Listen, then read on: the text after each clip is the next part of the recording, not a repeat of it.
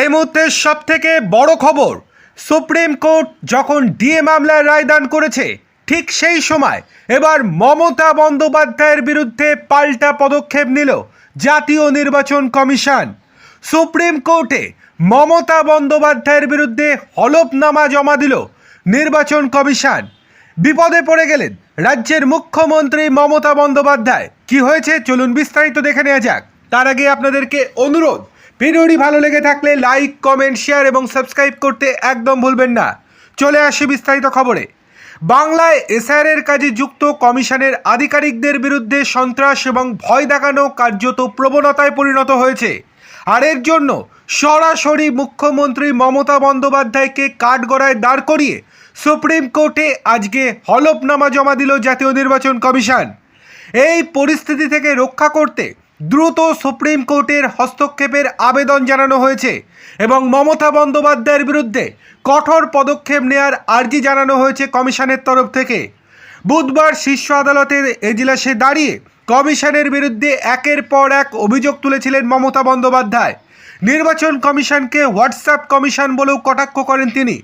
প্রধান বিচারপতির সামনে কমিশনকে কাঠগড়ায় দাঁড় করিয়ে একের পর এক সওয়াল করেন তৃণমূলের সর্বময় নেত্রী মমতা।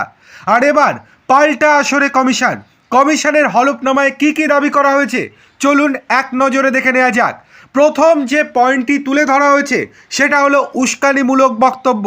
মুখ্যমন্ত্রীর একের পর এক উস্কানিমূলক বক্তব্য রেখেছেন, যা কমিশনের আধিকারিকদের মধ্যে এক আতঙ্কের বাতাবরণ তৈরি করেছে।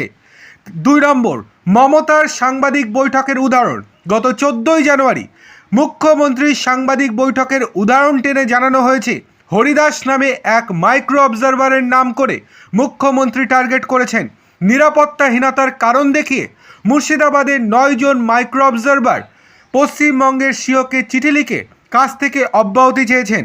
এসআইআরের শুনানি কেন্দ্রে হামলা। 3 নম্বর, গত 15ই জানুয়ারি উত্তর দিনাজপুরে এসআইআর কেন্দ্রে হামলা চালিয়েছে 700 জন। প্রশ্ন তোলা হয়েছে পুলিশের ভূমিকা নিয়ে। এর পরবর্তীতে 4 নম্বর যে পয়েন্টটি তুলে ধরা হয়েছে সেটা অত্যন্ত গুরুত্বপূর্ণ, সেটা হচ্ছে নিরাপত্তা ইস্যু। রাজনৈতিক হস্তক্ষেপ এবং প্রশাসনিক অসহযোগিতার কারণেই এই পরিস্থিতি। পশ্চিমবঙ্গই একমাত্র রাজ্য যেখানে এই ধরনের পরিস্থিতি। অন্য রাজ্যে এসআইআর প্রক্রিয়া বাস্তবায়নে এই ধরনের কোনো সমস্যা নেই এবং পশ্চিমবঙ্গই একমাত্র রাজ্য যেখানে সিওকে কেন্দ্র বাধ্য হয়ে ওয়াই ক্যাটাগরির নিরাপত্তা দিতে হয়েছে। দেখার বিষয় যে এবার সুপ্রিম কোর্ট কোনো পদক্ষেপ করে কিনা।